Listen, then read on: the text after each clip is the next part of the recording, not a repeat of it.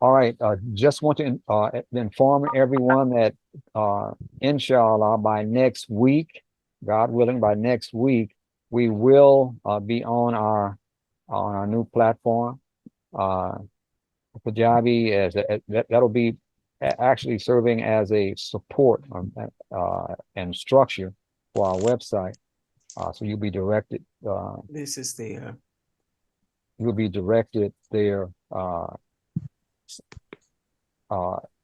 between now and next week. But that's the plan right now.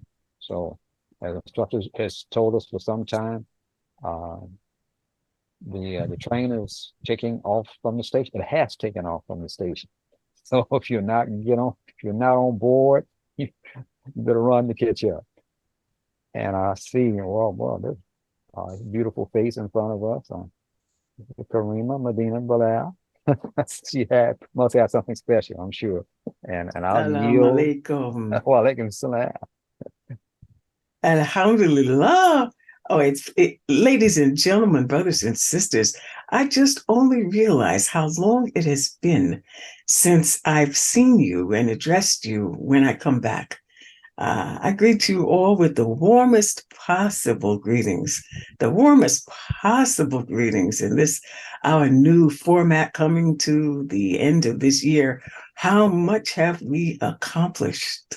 How much, I should say, how much is my husband and Brother William and the rest of you learners? How much have you accomplished? How far you've come? I am proud of you. Indeed, I am.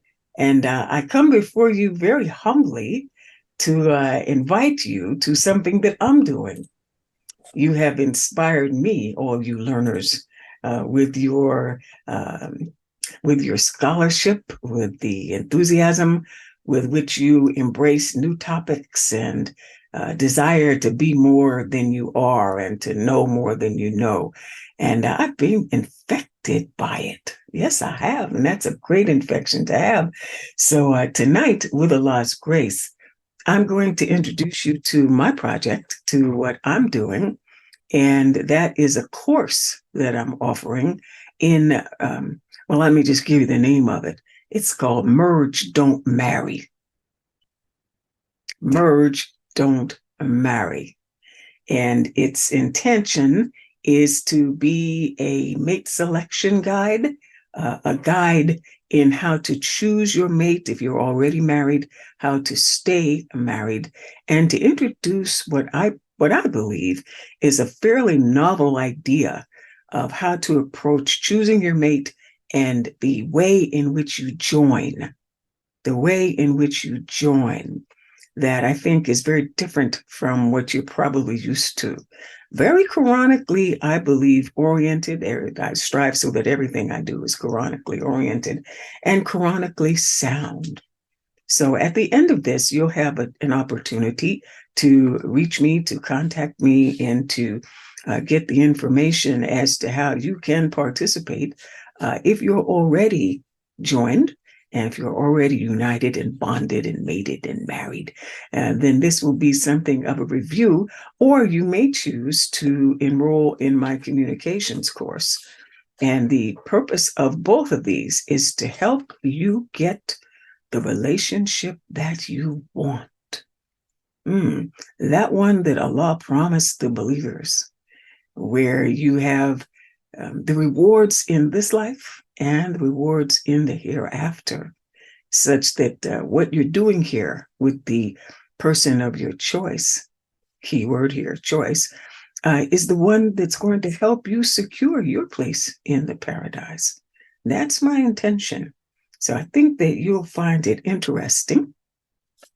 And how do I get to my slideshow? And we can get going. Indeed. This new format that these guys have been doing is outstanding. My goodness, how far we've come since since AM 360.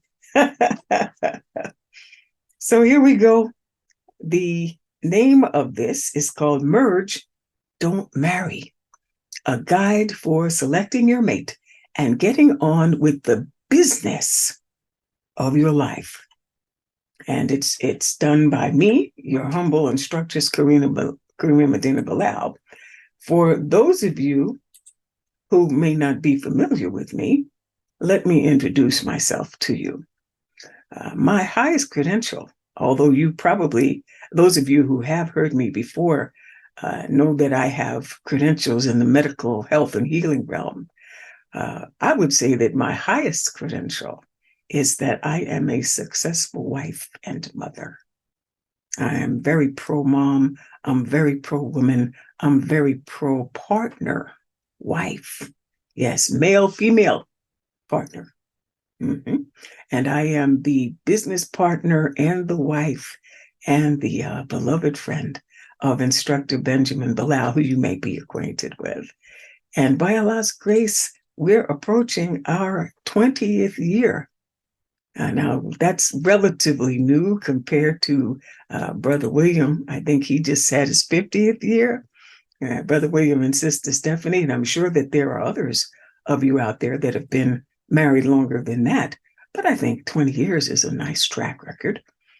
Previous to that, I was married for 13 years. And I've had the excellent fortune, by Allah's grace, to be married to two different imams. I think that's pretty nice. I'm very glad about that. We together, Instructor Bilal and I, have a blended family of 11 children. Now, you might wonder, why would I list that as one of my credentials?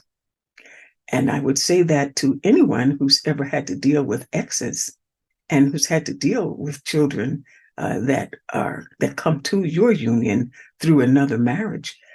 That requires, I think, if you can do that, the people who can do that successfully, successfully interact with exes and children by acquisition, you're qualified to mediate the crisis in the Middle East. I think that if all the people that are doing that now had that experience, I think things would go a lot smoother in the same community with your exes, his exes and mine. Praise be to Allah.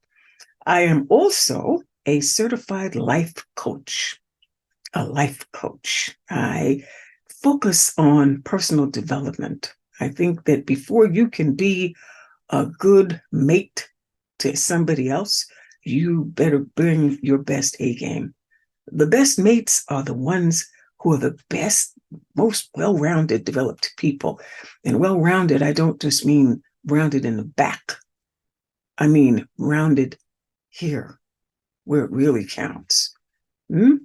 So I help people get on with their lives. In my humble opinion, when you merge, or when you get together, you are bringing your life and your energy together with somebody else's. And with that, you move together through space and time. But you better be intact yourself. Yeah, all that. Instructor Bilal and I are going to do a wonderful presentation soon coming up. Maybe we'll get it together for the holidays, where we go through music and we look at how music has influenced relationships. Yeah, you are my everything. My personal favorite. Until we're back in my arms, until you're back in my arms again, I'll never breathe again. What kind of foolishness is that? But that's the kind of things that go into romance and marriage as we've come to understand it. And I hope to blow that right out of the water. I'm also a practitioner for many years now, 40 plus years, of something called NLP. That is neuro-linguistic programming, which is the exquisite art of studying language and how language and words influence thoughts, which influence behaviors. Thoughts, feelings, behaviors. Very important when you're dealing with something as sensitive as relationships. But first, you must be the best you. And then the other credential that I'm also extremely proud of, is I'm a certified brain coach. Now, you may have, if you have not heard of the Amen Clinic, AMEN, Amen Clinic. Daniel Amen, Dr. Daniel Amen. He is a neuropsychiatrist and one of the pioneers in brain health. Notice I didn't say mental health, I said brain health. And I make a distinction between those two because psychiatry is the only branch of medicine that does not examine the organ that it treats, which is pretty weird if you think about it. You would not go to a heart doctor, a cardiologist, and not expect him, or you would expect him to listen to your heart. You would expect him to do an EKG. You might expect him to do a stress test. Or if you went to an orthopedist for a bone complaint or a joint complaint, you might reasonably expect that person to do an x-ray of your bones. But when it comes to your mind, it really is based upon symptom clusters. And then it's what the practitioner, the mental health practitioner, thinks it is. And it tends to separate itself as if the mind was separate from the body, or that the body and the health of the body didn't influence the mind, which is folly. So I believe my last comment was that I was a certified brain health coach with the Amen Clinic. And I advise everyone, if you're not familiar with the Amen Clinic, that you go to Amen Clinic, Amen, Amen, just like you would say amen, but it's pronounced Amen. The Amen, Amen Clinics, AMEN.com. And they have clinics throughout the major cities. You look them up and you'll see it. And they have something wonderful that's a pull down so that you can actually do certain kinds of quizzes that will help you understand where your problem might be. I've taken a family member there, and I swear by it. And what I particularly love about him is that his discipline, or the way he approaches things, agrees very closely with mine, which is that you use supplements whenever possible, and you advance to the drugs whenever needed. And sometimes you have to use both, but you start with that, with the intention that you do the least harm and the most good. So that's how I come to this. That's how I come to this. And I pray that this will be something that you can make some use of. So I ask this question: why bother to get married in the first place? Why bother? And when I say get married, I mean especially married by American law. I know that some will say, but Imam Muhammad said you should get married by American law. And I say, alhamdulillah for that. That's one way to approach it. I say the main reason we do it is because Allah says in the Quran that you marry. You don't just live with people. That follows tradition and culture. I know very few cultures, I can't except this crazy modern culture that we're living in now, where they disapprove of marriage and the traditional family. The bottom line is that marriage prevents bloodshed. If you look at the fitra, animals claim the females. The male animals claim the female animals, and they will fight each other to the death to establish dominance and possession of the female and to make sure that their line is continued. Well, human males do a lot of the same thing. So when there is a public acknowledgement that this man and this woman are part of this tribe or this family, it affords protection to the two people, and it establishes and continues the bloodline.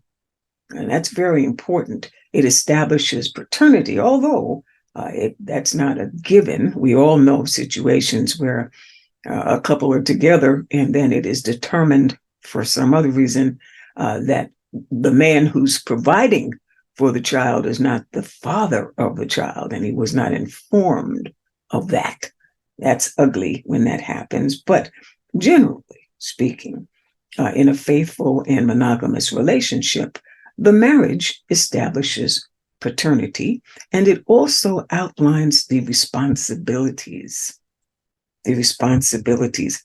Now, a very curious thing, when I looked up what is marriage, I looked it up and found that the Law Dictionary definition of what is marriage was really disturbing to me.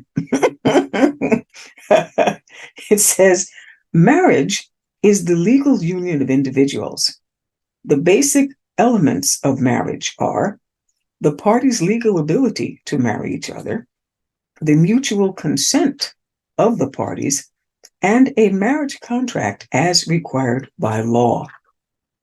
In the English common law tradition from which our legal doctrines and concepts have developed, a marriage was a contract based upon a voluntary private agreement by a man and a woman to become husband and wife.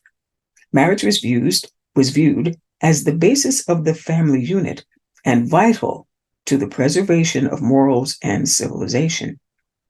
Traditionally, the husband had a duty to provide a safe house, pay for necessities such as food and clothing, and live in the house. The wife's obligation, this is curious, the wife's obligations were maintaining a home, living in the home, having sexual relations with her husband, and rearing, a word I despise, raising is better, the couple's children. Now, here's where I think that marriage has become a curious institution as it now stands, because notice in the definition of those two responsibilities or those two roles, it's an obligation on the part of the woman to have relations where that same obligation is not outlined. And mind you, this is European law. This comes from Cornell Law School, and it's very different than what the Quran says, which is why I say stay away from American law marriage. Go by, Instructor Bilal has a wonderful book on marriage, Nikah, I think it is, and he can explain to you in that book what the Quran says and keep you out of the legal system. That's the premise of the course that I am introducing. Continuing on, and I'm deliberately giving you just snippets of what I'm going to go into in greater detail in the course with the hope of whetting your appetite. In traditional marriage versus what I'm proposing, which is merger, ownership versus voluntary participation. How many of us are from countries where marriages are arranged, where the female may not even have a say in who she marries? I read a book, it was very disturbing, where a 10-year-old girl it's a story of a 10-year-old girl in Yemen, and she was married without her permission. I mean, who marries a 10-year-old girl on the premise of what they believe to be what Prophet Muhammad did with Aisha? May Allah be pleased with her. And she was divorced by the time she was 11. So that whole concept is infused into the whole proposition of marriage. And it also implies a loss of identity. You are now not a partner, you are somebody's wife. So it's an ownership thing. Now, of course, he is your husband, but it implies, it shot through from the beginning, from the very legal definition with certain inequalities that generally irritate today's women or today's people. How do I know that? Because marriage is a business. A lot of what I'm going to be covering in the course comes from a lawyer who is a divorce lawyer, and he offers a video, which I'll tell you about when you connect with me, and I'll give you the contact information in just a little bit, He says this is his video is entitled "A Divorce Lawyer Tells You How to Stay Married," and this is one of the things that he recommends. Don't get married by American law. He doesn't identify this as such, but what he's really suggesting is get married by the way the Quran says do it. Right? I'll get to that in the next slide. Marriage is a business, and weddings are an industry. And if you don't believe that, all you have to do is look at all that goes into the wedding. 4 hours, 8 hours, 10 hours a day, maybe a couple of days if you include the bachelor party, which is another curious tradition. But the money, some people, the average wedding is $15,000, which is insanity. And the number one reason, it used to be number one, it's now number two. The number two reason that most marriages fail in the first year, almost 50% now, is financial. The debt begins by the ring. The individual, the male, is required by the female or by society to give his fiance a ring, which is supposed to have some big sparkly rock on it, so that she can walk around and sparkle and show people who she's marrying, which is just ludicrous, because you can take that off to wash your hands and it'll go down the drain. Or you can be on the subway in New York City. Somebody will see it. And there are people who cut your finger off to get what they think is a genuine diamond, which comes from South Africa and is built on child labor. So I disapprove of that. That's another discussion. The ritual, fundamentally, is outdated and expensive. So what do I suggest? I say merge or incorporate instead. I encourage the joining. I encourage the mating, but I say do it different. The Quran describes reducing all future agreements to writing. And a merger is when this is a business definition now. A merger is when two independent and functioning entities become one entity, which is stronger and more efficient than either one could be alone. I really like how that sounds. A corporation, when you incorporate, which is what mergers generally do, the form that mergers usually take, the legal form that they take, it's a created business entity with officers who have duties. Yeah, you have a CEO, you have a chief financial officer, a chief operations officer. But the idea is that you have in this case, two separate people who were functioning before they got together, and they will function more efficiently. The journey through life will be more pleasant when they do it together. Not that they could. So all the talk you hear with the romance, which is all intended to inflame your passions and take them into your lower chakras, just listen to the music. When they say, I love you, they're really talking about lust.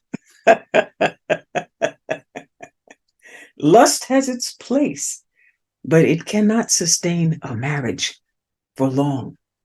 Many, many circumstances can ensue in the course of a marriage where the lust aspect or the physical aspect of it will be impossible, either because you're separated by distance or you may be separated by illness. Any number of things can happen where that particular aspect of things, as important as it is, will not necessarily be what glues you. It won't be a strong enough glue to hold you together. And a successful business, as I would say, successful marriage, has a business plan. Why do most businesses fail in the first year? They don't have a plan. They don't know where they're going. They don't know what they're producing. They don't know, they haven't thought about where the business is going to go in 1 year, 5 years, 10 years. Hmm? It's a successful business plan with goals and timelines. And I maintain that the longest relationships are people who have similar goals, similar plans.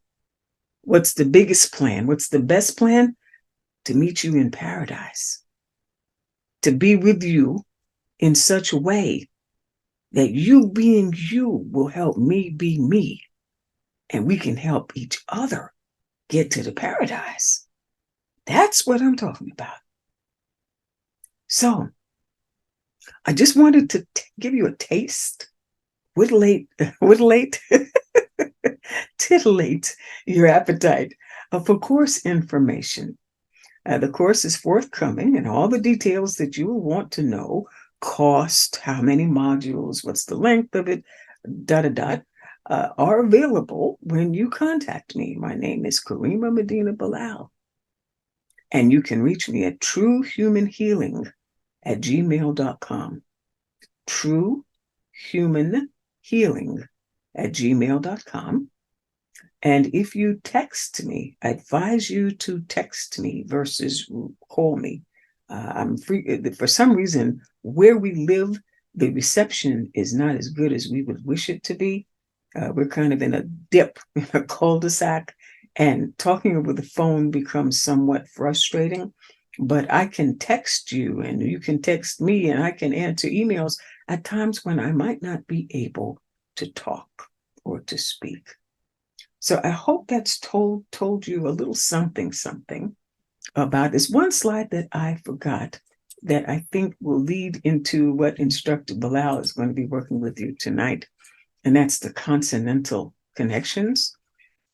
And the consonantal connections, if you did not know, for the new learners, consonantal connections are a way of looking at language and getting meanings which may have been hidden, either deliberately or inadvertently, in the language, simply by something we learned. Here's an example of something we learned in grade school. The average person probably slept through this just to get out of class.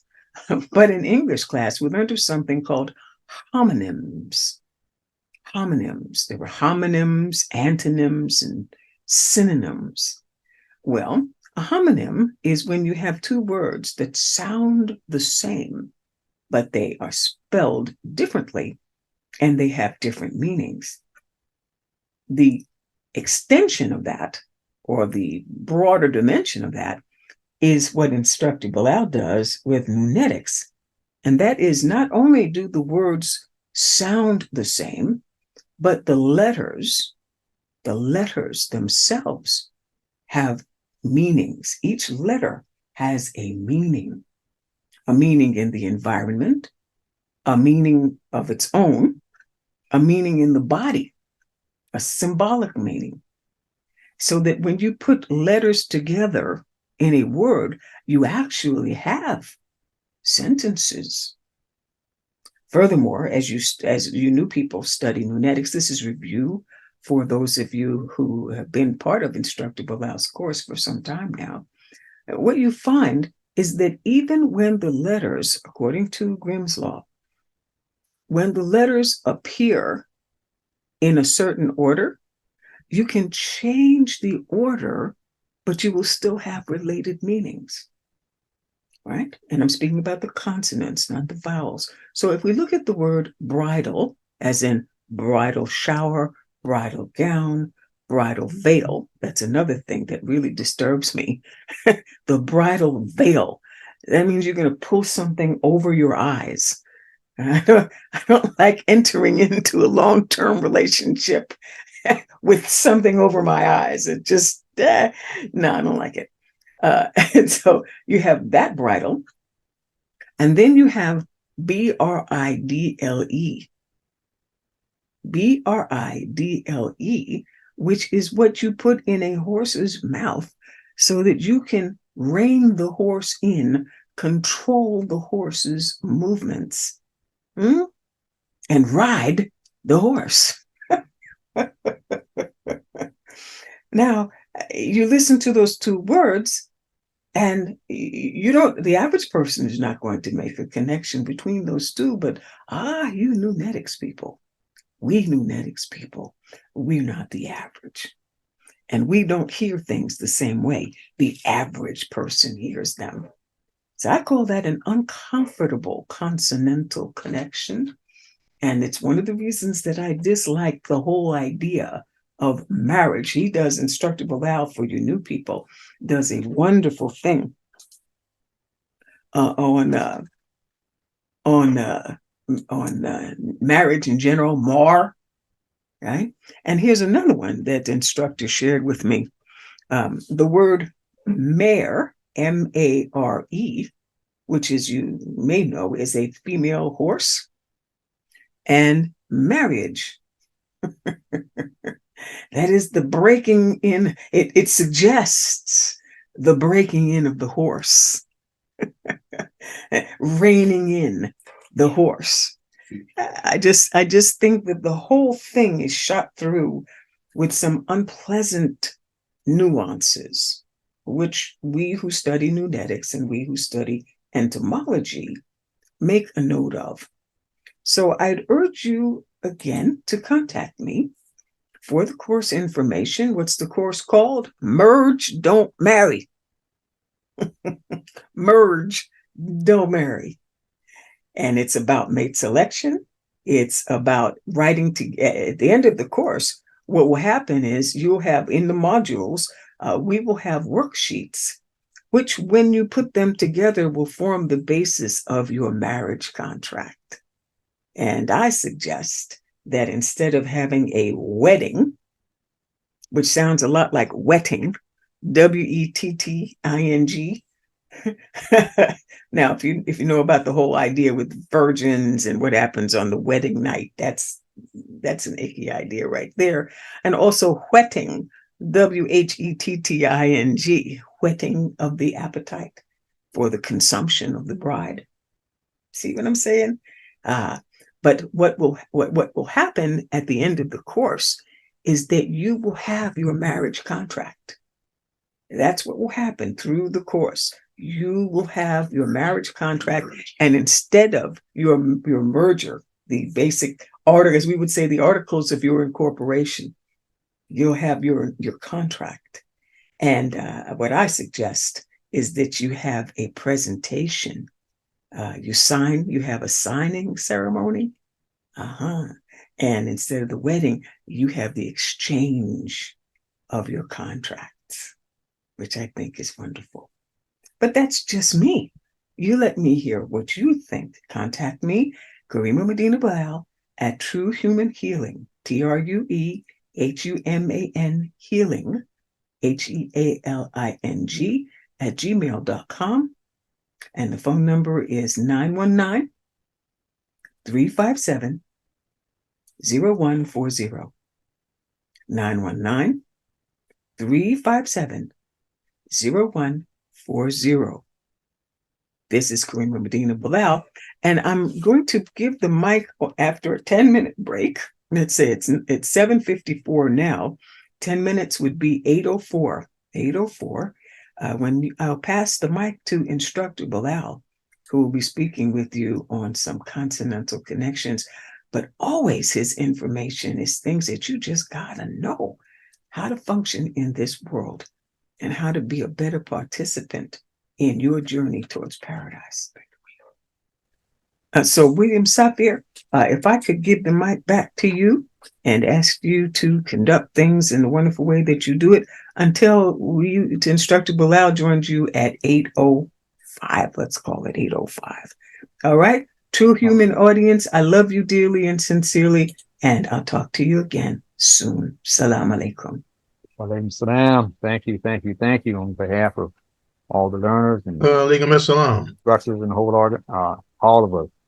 Wonderful presentation, Kareena, and it's something that you're right. I'm coming up on 50 years in February, but One thing those 50 years have taught me, that had I, had we, my wife and I, Stephanie and I, had we uh, followed the instructions that you just gave us, it would have made the journey a whole lot easier with a whole lot more understanding.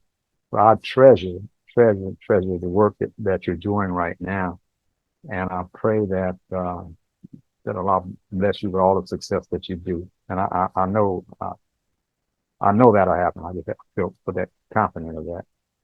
And those of you who are married, like myself, then I'm gonna take another look at this contract thing, because we made it through 50 years, but Allah blessed me with 50 more years of life, and I don't know, that just may happen. I like this contract idea, exchange of contract, the whole process. I love it. I love it. So praise be to Allah. We want to thank you for your efforts, Kareema, and it's something that's definitely needed. Imam Muhammad, in all of his work over those 33 years, he is reflecting to us, of course, probably the most clear understanding of the Quran that has been available since the Quran itself was delivered through the Prophet. And the one thing that he focused on more than anything else was the establishment of community life. And the foundation of community life is naturally family life. And the coming together of those two individuals, the husband and the wife, the man and the woman, uh, constitutes the foundation of of the family life, and as a consequence, the community life. So this is extremely important. What she just shared was extremely important. So it would behoove all of us, those of us who are presently married, and like myself have been married for some time, take another look at it, because once you get the air clear, it might make the remainder of your time together go a whole lot more effectively, more smoothly, if each party has understanding that's written in terms of responsibility to each other and to the growth of the family. So good stuff. Uh, and I'm extremely grateful to um, uh, to the work that our sister has done. Uh, Again, while we have a few minutes, so also as we build the community opportunities, one of our brothers actually ran for the position of mayor down in Griffin, Georgia. He didn't win that particular race, but we're still focused on developing not only that community, that city, but other small communities, cities, as Imam Muhammad directed us years ago. We'll be doing that kind of thing. Again, we'll be calling on people who have expertise and experience. If we have your information, we'll know who to call. So it's extremely important that you fill out that form so that you can be an active part of the forward movement and the whole community development process that we're engaged in right now. If you're not taking what you're learning of the Quran, uh, especially as we utilize the NuNETICS method, as we study the Quran, if you're not and study the fitra, uh, as we go through that process, if you're not actually utilizing that, whatever stage you're at right now, the practice should be that you take what you're learning and use it. And so as we go through this process of establishing community life, again, opportunities will become available. Opportunities are available right now. So we want you to be a part of that process. So I can't stress that enough. The other thing I want to bring to your attention again, I've requested in the past, instructors have been doing it for years now, uh, for each one of us to get involved in the process of learning the letters. The best way to do that, again, is to uh, go through all 29 letters, do one at a time, but put together a written and then uh, a recorded presentation, a module. And you would either put together a course like we just saw what Kareena has done that relates uh, to family life, uh, but also when you do that, you will understand the concepts, uh, the the vision of the Quran, the concepts that Allah brings to our attention and that holds the human life together. You'll be able to understand that much better as you learn the letters. And the best way to learn them is to use them. So engage those concepts, and more than ever right now, we are in need of the 10 to 15-minute module. And right now, I'll shift the attention to our senior instructors, our executive senior instructors, you, us in particular. We need to step up and take some of the weight off of Instructor Bilal's shoulders, to the extent that if you take what you already know and begin to put together the 10 to 15-minute modules, then Instructor Bilal can take what you've done and tweak it or edit it, and that'll take some of the pressure off of him. Uh, uh, so, Excuse me. so Excuse me to interrupt you. at, I just want to tell you that this is Ahmed Hassan in DC. yes. I did record the entire alphabet as an audio. It's on the email that I sent. If you go back, it's already done. I mean, I did it already. I don't know how well it is. Instructor Bilal heard it, I'm pretty sure. It's been quite a while. But yeah, I went through the whole book and I condensed it. And I said it's a condensed version of the International Instructor Benjamin Bilal's book, NuNETICS book. And I went through each letter. Okay. Alhamdulillah. We'll see if we can identify that. You might have to do it again. I don't know if it's been a long time ago. All right, that's fine. Yeah, but that's what we need. That's what we need, Ahmed, and we need it now. You know, we need All it right, now. I'll put it up. Okay, all right, good. So that's the kind of response we need. Again, now is the time. So, Instructor Bilal, if you're ready, I'll pass the talking stick to you. Okay. Okay. All right. It's rough being a one-man band.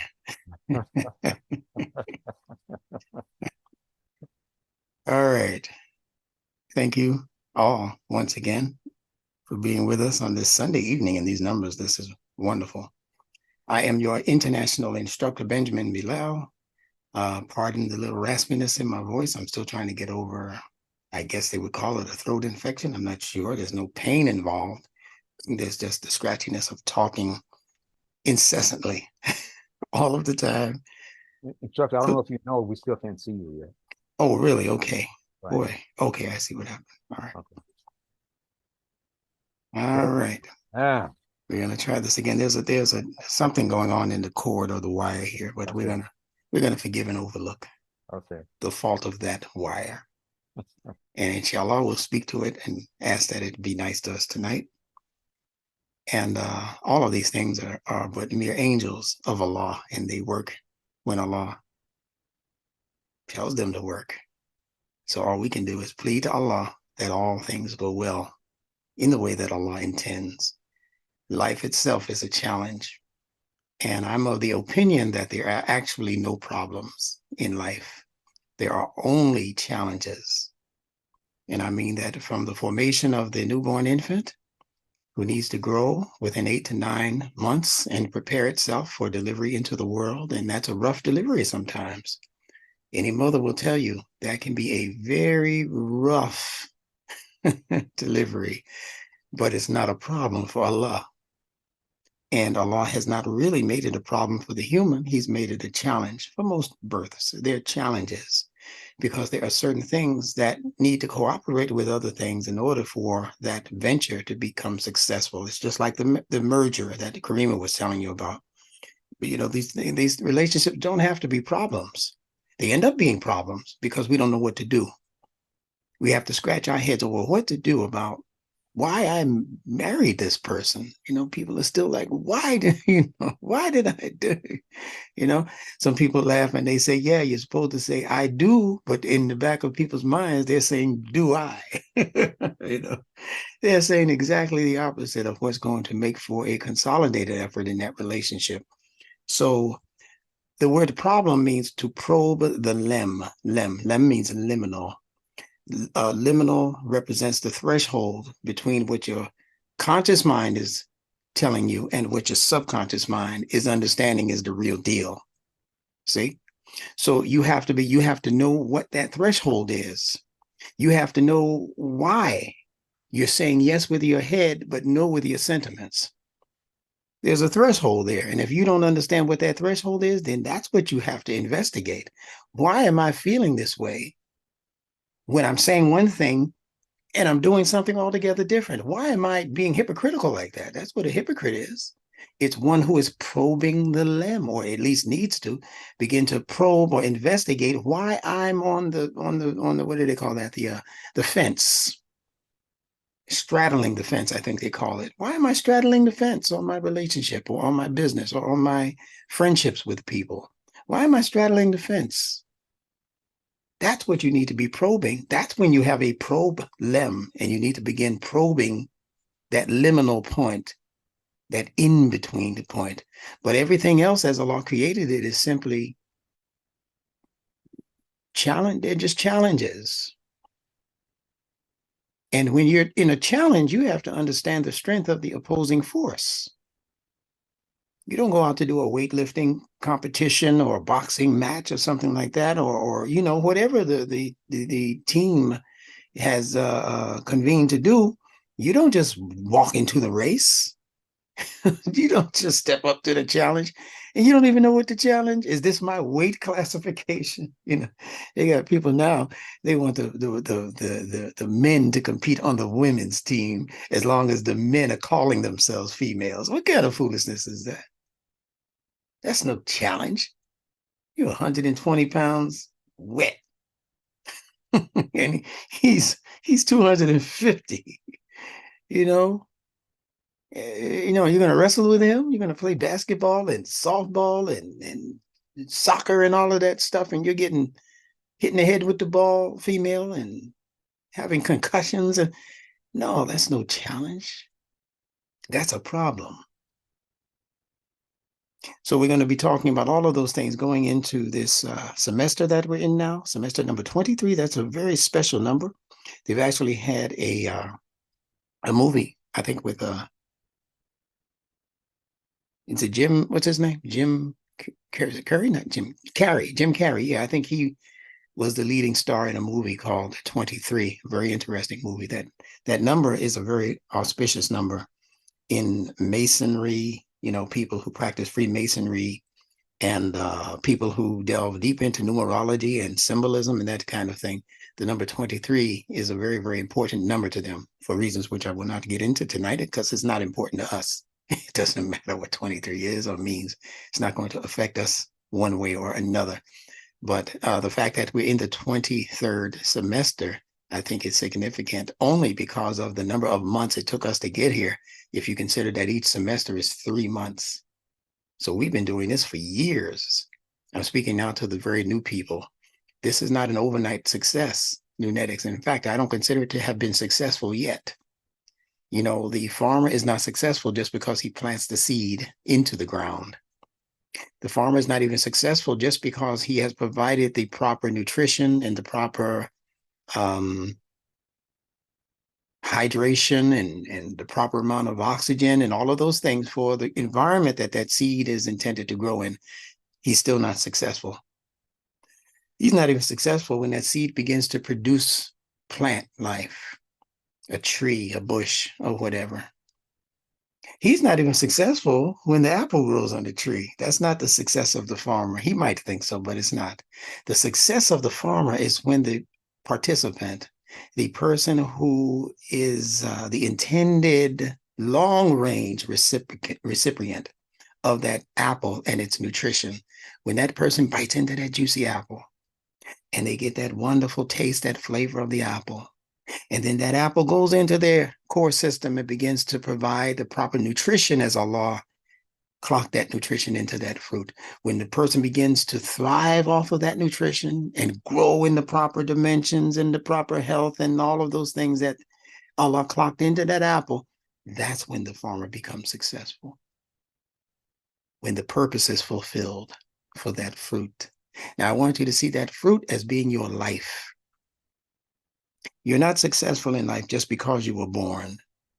There are places all over this planet right now that are exploding in warfare, travesty, all kinds of blatant wrongs and harms and evils and sins. So those people were not successful in life just because they were born, just because they were raised in a particular village or anything like that. No, they're successful when they're allowed to meet their life's purpose, and those people are not being allowed to meet their purpose. There are people who see themselves as the gods ruling over those people, and they will determine what those people's purposes will be. In fact, they have actually cut them off effectively from even achieving purpose in this life. They allow them to achieve minor goals, but a goal and a purpose are two different things. If you've heard me teach on that. Goals are short-ranged objectives. What do we intend to have accomplished by this time next year? And you can apply that to a marriage, quote unquote, relationship, or you can apply that to a business relationship, or you can apply that to something that your country is involved in as an objective. Is your country merely achieving goals, or is your country achieving their purpose? Muslim, you need to ask yourself that question. Christian, Jew, all of you people who profess these faith orientations, you need to ask yourself that question. Have I accomplished myself as a human being simply because I took Shahada, I made ritual prayers, I went to Hajj once in a lifetime, I did this, I did that, I did the third, so I must be an accomplished Muslim who have reached my purpose? No, no, no, you have not. Have you acquired enough brownie points, if you will, so that you are confident that if you were to die tonight, that your end result will be Jannah, as Allah outlines that Jannah in the Quran? Of course, only Allah knows whether you have accomplished that, whether you have qualified for that. But do you see that as being your purpose is the point, and is the question? Or is that simply a goal of yours? And if it's a goal, do I want to accomplish that goal tonight, or am I going to wait till next week because I know I have a list of other sins that I need to do before I clock out of here? And I don't think I'm clocking out before at least maybe this time next year. I'm getting old, I'm getting sick, and I need to just do these things. You know, I know they're wrong. I know they're against the Quran. I know some of them are even against humans, and most of them are against me, the things I want to do that involve these extreme passions and pleasures. I want to get high as a kite. You know, I've never been high. I've been high, and I just haven't been high as a kite. I'm not talking about me now. I've never gotten high. But you know who I'm talking about. There are people who just want to drink until they fall out.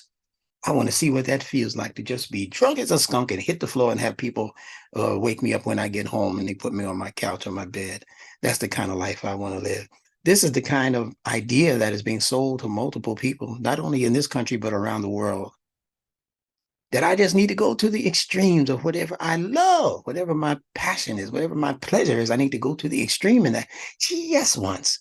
Do you know there are people who are getting married, they're getting involved in marriages, and they have, for the man at least, they have, well, for both now, from what I'm understanding, they have bachelor parties and bachelorette parties, my goodness, where the male is allowed to go into and copulate with and romance and don't even know her name. But this is the last night before he gets married. So he goes into her like, he's going to war. And he just helps himself. And also sometimes they have parties where everybody's just helping themselves to whoever else is there. They don't even know these people's names. They don't know where they come from. They don't know what diseases they brought with them. One of them might be their cousin. They don't even know that.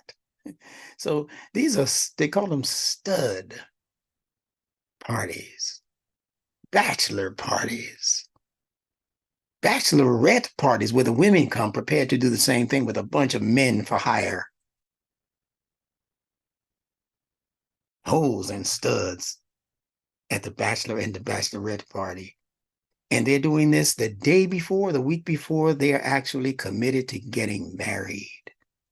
What kind of foolishness is that? So when Kareena comes advocating for a different level of responsibility and activity when it comes to getting married, this is the reason. What the Western world has given us has been shot to death in terms of its value. It's been shot to death. These people now are advocating against traditional family life. They're advocating against males and females getting married, continuing the generations through the masculine and feminine principle.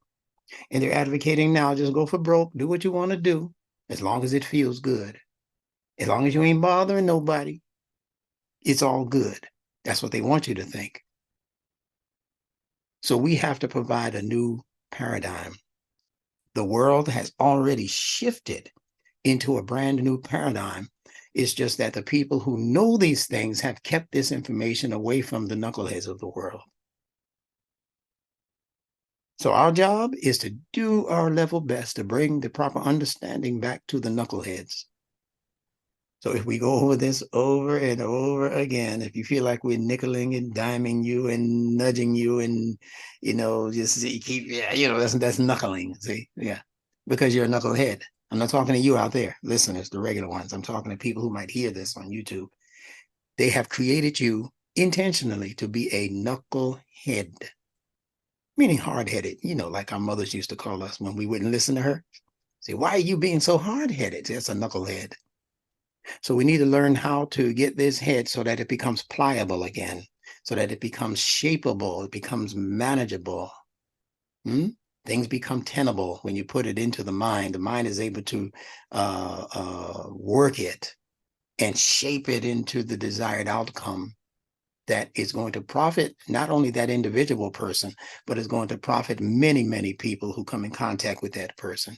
That's what the human life is designed to do as a purpose, not just feed your face, not just placate your wishes and your desires, but also to feed the faces and to feed the multiple minds that Allah has created for growth and development, that Allah has now given you the knowledge in order to further advance its purpose. So I wanted to say that at the outset. I'm not going to say a whole lot more tonight. I'm only going to introduce to you some very important concepts that we're going to be going into in the year 2024. And 2024 is actually going to be reduced to very important Quranic terms.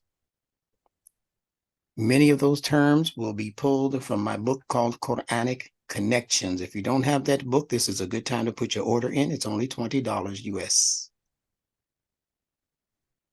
And it is actually 50 of the most popular words that Allah uses in the Quran with their consonantal connections breakdown.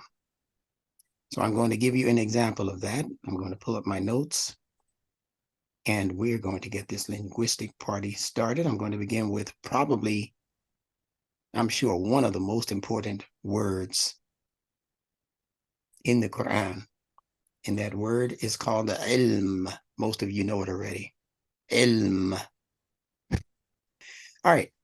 So ilm is a combination of three Arabic letters, as most Arabic words are, a combination of three letters or three consonants or three syllables even. Ilm is a combination of the three letters Ain, Lam, Meme. Most of you know this already, but you're not going to know some of the things that I'm going to attach to the understanding of this word. And I'm going to give it to you from the English vantage point of English letters. I'm also going to, more importantly, give it to you from the vantage point of Arabic individual letters, which in and of themselves have meanings, as you now know. Most people who are Muslims do not know that. You have a working knowledge of something that's taking place within the context of Arabic linguistics that most people, even the scholars, the shuyukh, the imams, many people who have studied this deen for decades, some individuals for decades, 50, 60, 70 years, some of them, but they don't know what I'm telling you right now, that each individual, not just the individual word, the individual letter itself has a base or a basic root in terms of understanding what it is referring to. And it is always referring to something operating in Allah's fitrah. So this letter Ain is to be found in the fitrah, meaning the natural creation created by Allah. Allah creates things based on form, how they look, and function, how they act. It's very simple. That's what the fitrah is. It's the opening up, the revealing, fatara, the revealing of what was inside that thing, in this case, inside the letter. The letter had an outer form, and the letter also has an inner functionality. The sun in the sky has an outer form that just about any child, 3-year-old, 5-year-old, 10-year-old for sure, can draw on a piece of paper. The sun has a form with the rays going out, but the sun also has a way that it functions that the average child cannot explain to you, unless they are a born genius. And they can tell you about the different chemical combinations that go into the blaze that you're looking at that lights the world on a daily basis. Huh? They can't tell us that. That takes deeper science. So what am I saying? I'm saying that each one of these Arabic letters has an outer form that most of you can manage and master, but it has an internal set of combinations of ideas that it takes a scholarly minded person to even be interested in delving into. So keep that in mind. There are 2 levels of knowledge here. We're talking about that which can be readily observed and grasped and understood and given back to you. The round circle of the sun. Everybody knows what a circle is versus a square versus a triangle. So you lump that in the category of the circles. But when you go into what that sun actually is, now you have to have a much more investigative mind. That's not an overnight piece of understanding right there. That's you actually looking at that thing practically all day long and looking at it when it goes down, looking at it when it resurfaces in the morning, comparing the difference between when it first rises, what color is it, what shape is it, how big is it, to when it pinnacles at 12 o'clock high. Is it the same size as it was at 6 o'clock in the morning when it began to rise? Is it the same color? Is there the same amount of heat coming from that thing when it's just coming up in the morning and you still need your overcoat when you go outside, as opposed to when it becomes 12 o'clock high or 3 o'clock in the afternoon and the sun begins to really exhibit a level of heat that far surpasses whatever heat you might be getting when it first starts to rise. All of these meanings are to be calculated into what the sun is as a fitrah-based object, so that when Allah mentions the sun, there's a surah by that name, Ash-Shams, the sun, in the Quran. When he mentions it, now you can follow the bouncing ball. When he says something about the sun, now you can take from those meanings that you've been gathering and you begin to inculcate those meanings into the overall meaning of what Allah is saying about the sun. The sun that's set in murky water. Where's the sun in the sky when Allah speaks about the sun setting in murky water? Is it 12 o'clock high? No. Is it just beginning to rise? No. He tells you it's setting. It's Maghrib time. It's a setting. So now you have to understand what is meant by the sun setting in murky or muddy water. But if you don't understand what water means, you're still lost, aren't you? So this course is designed to give you insight into the 4 basic elements of water, air, fire, land. When you can understand those 4, elements, the four fundamental elements that are found all throughout the creation as we observe it. And then you can compare those four physical elements with four things that are taking place inside of your human self. When you can compare the water to your emotions. And then start asking yourself, what does water do? Observe the form of the water. What does the water look like when it's at rest? What does the water look like when it's at rest? And then you touch it with your finger when it's in a bowl and you see the ripple. That's an effect of something touching the water. Yeah, that's an effect of someone touching the water. If you didn't touch the water wouldn't react. That's how water also became a symbol of your human emotions, because if people would just leave you alone, leave you and your feelings to be, you wouldn't react. But as soon as somebody starts messing with you, touching you the wrong way, saying things about you to get on what they call your nerves, then you're going to begin to act like water reacts when it was first at peace, and then something or someone came along and started jugging with it. If it's too hot in that environment, the water will evaporate and eventually disappear from that bowl, from that lake, from that spot on the earth where water might have been gathered into a degree where you couldn't walk across it. But if you come back after a particularly hot season, practically all of the water might be gone. You say, where did the water go? It evaporated. Now you need to study what evaporation is in the water cycle process. You see how deep this is? This is where the Quran is taking you knowledge-wise. Don't think the Quran is some book for elementary school students. The best scientists of the world can't come close yet to what's in the Quran as science, as ilm, which is our discussion for tonight. The best sciences, the Einsteins of the world, they didn't come close. They have not come close to what the Quran is actually giving the world as useful knowledge. And I'll tell you why they haven't come close. They've done a lot of good, don't get me wrong, but they haven't come close to the fullness of ilm that the Quran is presenting. Muslims in the world have been the one group in history that have come the closest to providing the world with the kind of useful knowledge that is intended for the world by Allah in creating that particular object in the fitrah. What makes the Muslim different? Because the Muslims are attaching their exploration of information with how that created thing can best serve the interest of humanity all over the world, not just Muslims.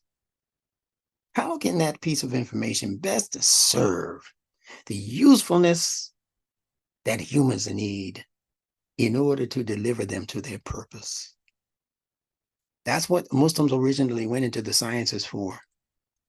It was nothing selfish involved. It was the assistance that their minds and their discoveries could give to the overall improvement and advancement of human activity on this earth. And the Muslims, on the most part, lost that. We lost it. So now it's time to retrieve our lost property. So look at this. Ilm is generally translated as knowledge. But the word knowledge, for the people who understand the secret society level of the English language, they know that this is really saying to them that you should know the ledge. It's representative of knowing the ledge. Now, what is a ledge? It's a boundary. It's a boundary. You have to know the ledge, just like we spoke about prob and lem. You have to probe the lem. What is the lem? It's the boundary between consciousness and unconsciousness, or between subconsciousness and unconsciousness, or between consciousness and subconsciousness. You have three levels of the mind operating inside you all of the time: the conscious mind, the subconscious mind, the unconscious mind, where your instincts are ruling. And there's an in-between point in between those three. That's called the liminal point. So if you look at the word ilm, this Arabic word and understand it to be knowledge, which in English means knowing the ledge. It means you're supposed to know the point at which the conscious mind stops functioning as a conscious mind and begins to function as a subconscious mind. And you have to know the point where the subconscious mind begins to rest its activity and relegate other things that are taking place in the mind to the unconscious mind, the mind that is making your heart beat at a particular rate that you are not consciously controlling, the mind that is regulating your blood flow through your veins, through your arteries, so forth, through your body for the best upkeep of the body. In your conscious mind, and neither your subconscious mind or your conscious mind has anything to do with that activity. It is purely regulated, to the unconscious mind, much of that activity. Some of it can be controlled, even consciously. If you start thinking about fearful things, you can increase your heartbeat without having done any exercise. You just start thinking about the last time you got beat up and whether or not that dude is outside your door now. You know, you heard on the block that he's looking for you, you know, that kind of thing. So you don't even want to go to school. You know, you don't go to the store. Your mama asks you to go to the store. You don't want to tell her why you don't want to go to the store right now. You peeped out your blinds and you see that dude looking for you, okay, beating you up for your lunch money, right? So you start sweating and it might be, you know, 60 degrees inside your apartment. So there are moments when the conscious mind can begin controlling what's happening in the unconscious mind, in the instinctive mind. You can be sitting there, young man, thinking about that girl that you just fell in love with at 16 years old. Oh boy, is she pretty. Boy, oh boy, boom, boom, bang, look at that shape. you're sitting down having cornflakes, and strange things start to happen to your body. Things that should be regulated by your unconscious mind, by your instincts. But because you are allowing your mind to become the temporary ruler over your instincts, you start, oh boy, I better not get up right now. Everybody know what I was thinking about. And she ain't there. She's here. She's in your head. And she's doing strange things to your head. I won't explain that right now. The grown-ups know what I'm talking about. Yeah, she's doing a bunch of strange things. And she don't even know she's doing it. She home. So I'm talking about the sophisticated way in which Allah created this human mind. Oh, man. It serves the interest of human beings who learn to master it, and it works against those human beings who allow those functionalities to overrule his and her common sense concerning things. And you begin to allow your nature to dictate to you instead of your nurture, meaning how you learned to do better than that. That's nurture.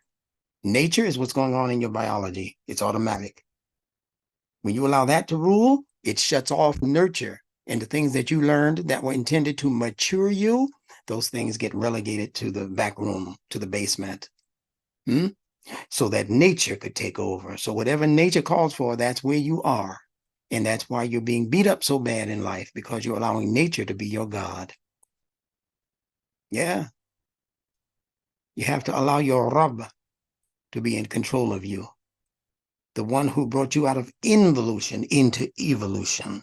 And the one who watches and rules over the development of your evolutionary side. And that evolutionary side is where you are being groomed, you're being formed and fashioned in a way that nurtures your life, give you additional levels of growth until you reach the maximum growth, which we call potential, and which we called earlier your purpose. Your Rabb is bringing you to your purpose. There are some other things I could say about that I'm going to withhold from discussing with you tonight. So you have to know the ledge. You have to know that there's a boundary. See, what they're trying to tell you right now, even in science, is that there are no boundaries. If you wake up tomorrow and you're a 14-year-old girl and you feel like a boy, then we can take you into the surgery room and fix that problem that your biology caused.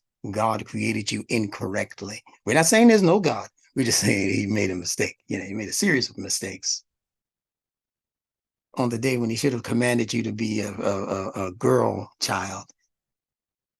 He allowed you to be a boy child. So we have to fix God's mistake. That's how arrogant they are. They don't say that in words. They say that in their demeanor. They say that in the knowledge that they are calling science, which is actually fake, phony, fictitious science, inverted science. See, they're saying it on that level. And the ones who are above us academically, who are working in the world to prove to each other that they are, in fact, the gods of this world. There's no external God ruling anything as far as they're concerned. They believe that if there was a God, he rested. Like they believe the Bible is saying, God rested on the seventh day. He created man on the sixth day. And then he rested from all of the work that he did. He rested on the seventh day. And then you turn the page in the Bible and it says, now let us make man in our image and likeness. So what God is that speaking? If the one on the other page said he rested, that's the level that you have to step up to and want to begin studying. And the reason why NuNETICS as a course is so valuable to you is because I'm going way past what your average English Bible reading preacher can go to. I'm going way past what he can go to or what he has gone to, because he never bothered to learn the Hebrew. Most of them, they never bothered to learn not even Hebrew terms.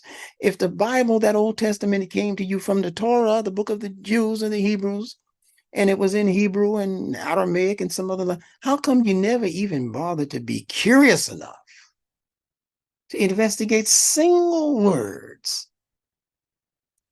At least Muslims who read English, they're curious about individual single words given in the Quran in Arabic, and they might say, okay, that's faith, but that's called iman, right? Yes. Okay, and this is called the taqwa. Right? See, at least Muslims are curious enough to know or to want to know what individual words mean. But most Christian readers of the English Bible, they have no clue, nor do they want to know what the word for some important term in the Quran, actually, in the Bible, pardon me, actually is in Hebrew. They don't want to know. So if you don't want to know, you are bypassing the whole root structure of the language of the religion that you say you accept and will accept until you die. But you won't be curious enough to want to know what that Hebrew word is. NuNETICS is bringing that to the table. And that's a benefit for you Christian readers. NuNETICS is bringing you the base level meanings for the Hebrew words, not just the English words, for the Hebrew words that are being used in the Torah. The Quran mentions the Torah in many dozens of places. You don't want to be curious? You're not curious about what those Hebrew words might mean? And then compare those words to what similar words mean in the Arabic language so that you can see what Allah was correcting when he delivered the Quran to you in Arabic. He was making modifications and corrections on what they had twisted and turned into the wrong direction when they delivered the Torah to you through their explanation. The mismanagement of language is what we're addressing right now. So let's continue. So most people in English who read English, who study English, who have master's degrees in English, they don't know that the word know, K-N-O-W, means to have sex. They have no clue. But it's in just about every worthy dictionary. If you go into the online dictionary of etymology and look up the word know, it's going to say to have sex, to have intercourse. I learned that from Imam Muhammad in 1975